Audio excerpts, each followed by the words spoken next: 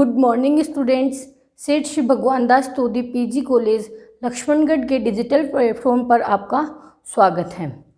BSc part second में अपना paper thermodynamic and statistical physics में अपन ने लास्ट टॉपिक पढ़ा था थर्मोडायनेमिकल प्रोबेबिलिटी।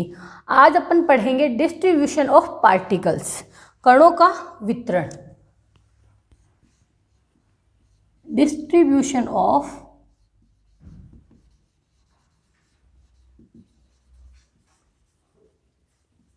पार्टिकल्स, कणों का वितरण।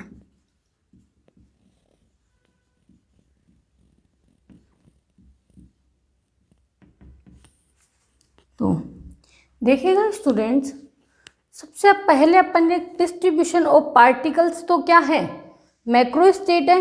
एंड जो डिस्ट्रीब्यूशन ऑफ पार्टिकल्स का जो मेथड है डिस्ट्रीब्यूशन करने के पार्टिकल्स को, वो क्या है, माइक्रोस्टेट्स है। तो सबसे पहले डिस्ट्रीब्यूशन ऑफ पार्टिकल्स करते ही आपको ये पता होना चाहिए कौन सा तो मैक्रोस्टेट है, कौन सा माइक्रोस्टेट है। अब बात आती है कणों का वितरण। कणों का जो वितरण होता है वो करते हैं अपन डीजनरेसी, अपभ्रष्टता के आधार पर। किसके आधार पर करते हैं? डीजनरेसी, अपभ्रष्टता। अपभ्रष्टता क्या होती है?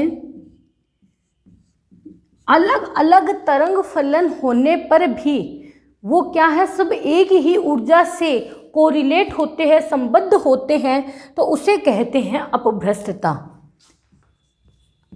क्या होगा? अलग अलग क्या है, तरंग फलन है।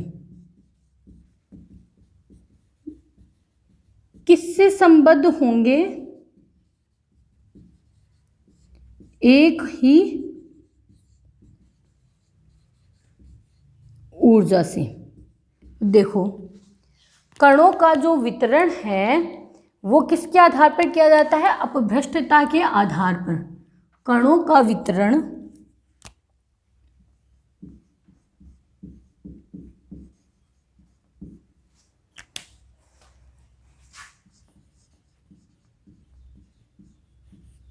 कणों का जो वितरण है वो तरंग फलन की अपभ्रष्टता के आधार पर। कणों का वितरण अपभ्रष्टता के आधार पर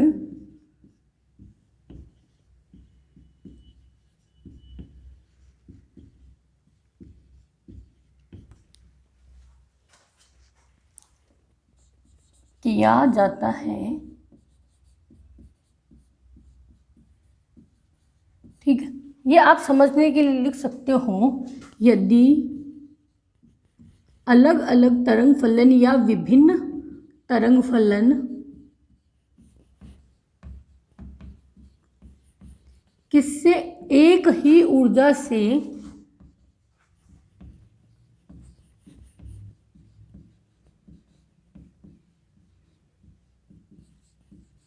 संबद्ध होते हैं,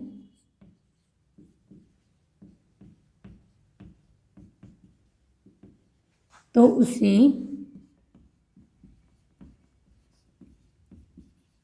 तरंग फलन की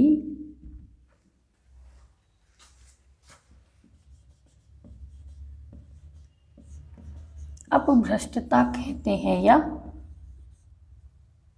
डीजनरेसी।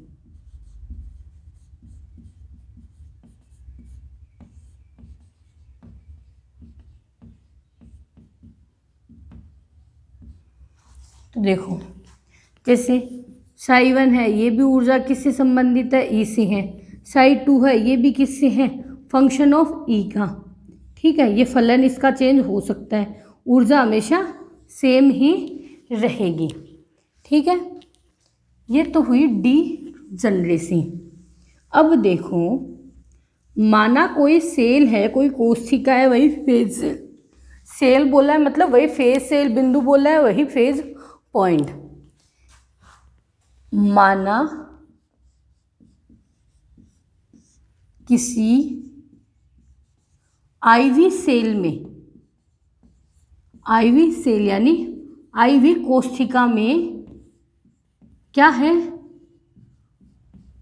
कणों की संख्या आई भी सेल है तो संख्या भी क्या होगी, एन आई। ठीक है, वह ऊर्जा कितनी है उसकी, ई आई है। ये तो क्या है, एक जो आईवी कोशिका में है। और अपन ने क्या बोला है कि असंख्य मैक्रोस्टेट, असंख्य जो इनफाइनाइट क्या होती है आपकी फेज सेल। तो निकाय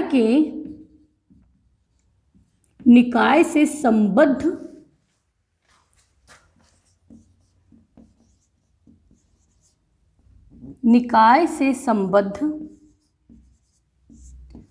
सभी कणों की ऊर्जा क्या होगी, निकाय से संबद्ध ऊर्जा क्या है, ई आई और एन आई। तो ई आई एन आई होगी तथा समस्त ऊर्जा क्या होगी, भाई जिस सेल में लिया है उसको स्पेसिफाई किया है, तो उस सेल की जो कण है ऊर्जा है वो दे दिए है, इतने कण है इतनी ऊर्जा है, तो वो ऊर्जा उनकी क्या है, नियत होगी तथा समस्त ऊर्जा नियत होगी। ये नियत है। निकाय से संबद्ध जो समस्त ऊर्जा है वो क्या होगी, नियत होगी।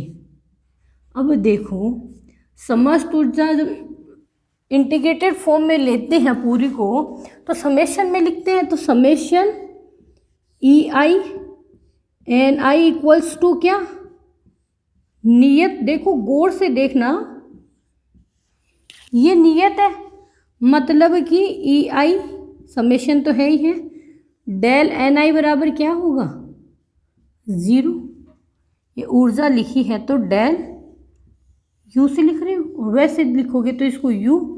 ये नियत है, ये नियत होगी तो इसके जब अल्पांश के रूप में अपन इसका डेरिवेटिव लेंगे तो वो क्या होगा, 0 होगा।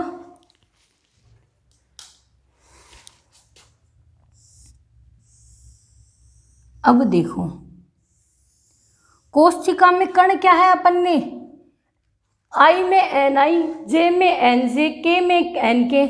तो कणों की कोशिका में क्या होगा, कला कोशिका में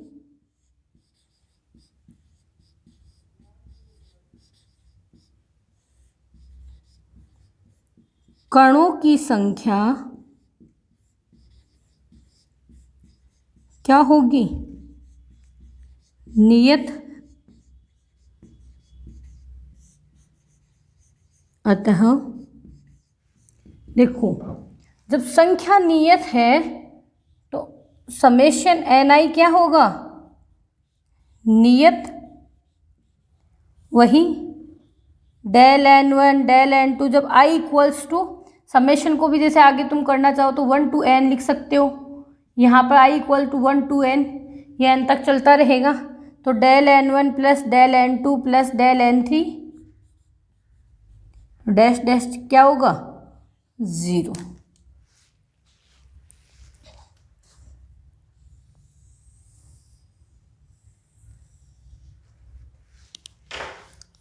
ये समीकरण है 1, ये आपके समीकरण है 2।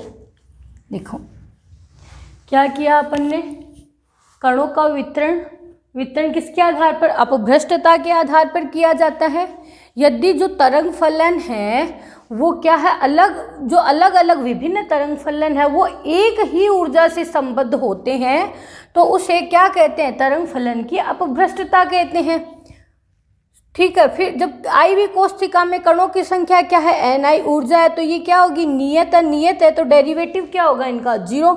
कणों की संख्या भी अपन एक कोशिका में जब एक फिक्स ले रहे हैं तो नियत होगी। तो जब समेशन लेंगे आई इक्वल टू 1 to n, मतलब विभिन्न कोशिका में जैसे अपन सूक्ष्म अवस्थाएं करते हैं तो वे क्या है, विधि तो है कि एक में क्या बच जाते हैं, एक कण, किसी में 4 ही बच रहे हैं, किसी में 6 ही बच रहे हैं, वो फिक्स है ना, ऐसा तो नहीं है 2 भी हो सकते हैं 4 भी हो सकते हैं, प्रोबेबिलिटी से अपन ने पूरा निकाला है। तो ये भी क्या होती है, नियत। ये दोनों इक्वेशन आपको बहुत ही ध्यान में रखनी है। इसी से रिलेटेड जब अपन कोई एग्जाम्पल देखते हैं तो देखिएगा, आप इसका स्क्रीनशॉट ले लीजिए।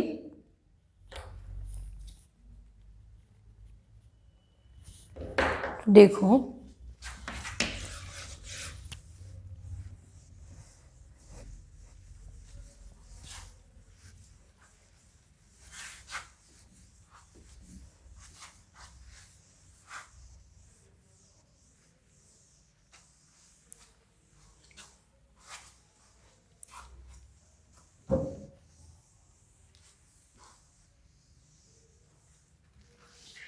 देखो एग्जाम्पल क्या है कि कोई 3 कला कोष्ठिकाएं हैं।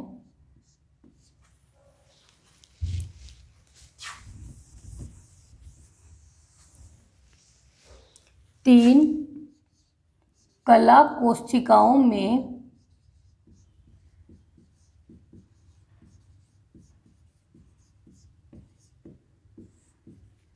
कितने कणों का? 30 कला बिंदुओं का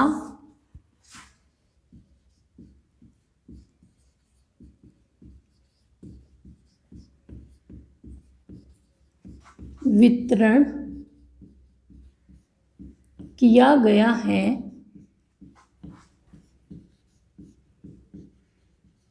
यहाँ ऊर्जा W1 बराबर 2 जूल,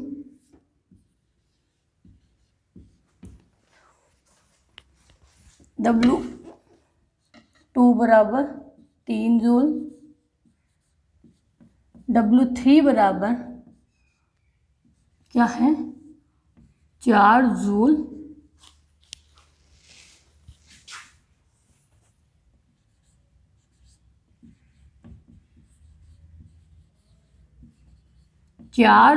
हैं। आप साथ साथ लिख लीजिएगा इसको। डेल N3 बराबर -2 है तो डेल N1 व डेल N2 का मान ज्ञात कीजिए। देखिए इसको कैसे सॉल्व करेंगे अपन। क्या दिया हुआ है? 3 कला कोष्ठिकाओं में 30 कला बिंदुओं का वितरण दिया हुआ है। ऊर्जा दे रखी है अपने को 3 जूल, 2 जूल और 2 जूल। डेल N3 की वैल्यू दी हुई है। करना क्या है अपने को? डेल N1 व डेल N2 की वैल्यू निकालनी है। सबसे पहले अपन ने जब किया था लास्ट वाला फॉर्मूला देखोगे ऊर्जा का, I = 1 से n तक EI डेल NI बराबर 0, मतलब कि E1 del N1 plus E2 del N2 plus E3 del N3 ऐसे बढ़ता जाएगा। किसके बराबर? 0। एक अपन ने देखा था del N1 plus del N2 dash dash dash del N3 plus 0। समीकरण 1, समीकरण 2। अब देखो इक्वेशन फर्स्ट से क्या निकालना है अपने को? E1 del N1, E2 del N2, E3 del N3 ये दिया हुआ है। तो देखो सबसे पहले अपने को क्या फाइंड आउट करना? डेल N2 व डेल N1 व डेल N2 की वैल्यू। डेल N3 आपको यहाँ दिया हुआ है -2।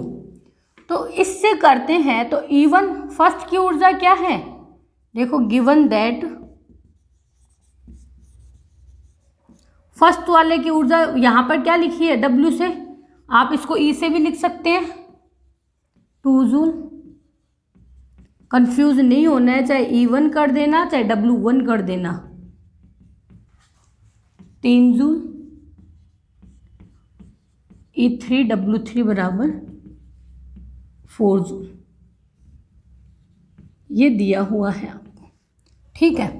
जब E1 डेल N1 करते हो तो 2 गुणा डेल N1 दिया हुआ नहीं है प्लस 3 गुणा डेल N2 दिया हुआ नहीं है प्लस इसकी ऊर्जा क्या दे रखी है?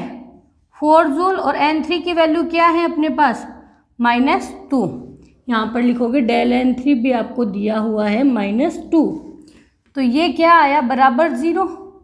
तो 2 del N1 plus 3 del N2 बराबर क्या बचेगा आपके 4 इंटू 2 -8। तो इधर जाके क्या हो गया +8। ये आपकी आई इक्वेशन थर्ड। इसी को जब आगे करोगे आप, दूसरी क्या है डेल N1 व डेल N2 की वैल्यू ज्ञात करनी है आपने को। तो समीकरण 2 से, ठीक है, del N1 plus del N2, यहाँ पे इसकी वैल्यू क्या दे रखी है N3 की वैल्यू -2 बराबर 0। तो ये क्या बचेगा del N1 plus del N2 बराबर 2। ये क्या बची समीकरण 4। यहाँ पर क्या करोगे आगे इसको सोल्व करने के लिए 4 को 2 से गुणा करोगे। समीकरण 4 मल्टीप्लाई बाय 2। तो इसको 2 से मल्टीप्लाई करोगे तो 2 del N1 plus 2 del N2 बराबर 4। और एक समीकरण अपने को देखो 2 इक्वेशन आ गई है, तो इनको सॉल्व करके अपन वैल्यू निकाल सकते हैं। तो ये वैल्यू है 2 del N1 plus 3 del N2 equals to 8। ठीक है, इनको माइनस करेंगे तो ये तो प्लस और माइनस कैंसिल। 3 में से 2 को करेंगे तो डेल N2, 3 में से 2 गए तो 1 रहेगा, तो डेल N2 इक्वल्स टू 4। ये आई डेल N2 की वैल्यू। ठीक है, समीकरण 5। तो इक्वेशन 5 का मान इक्वेशन थर्ड में रखने पर,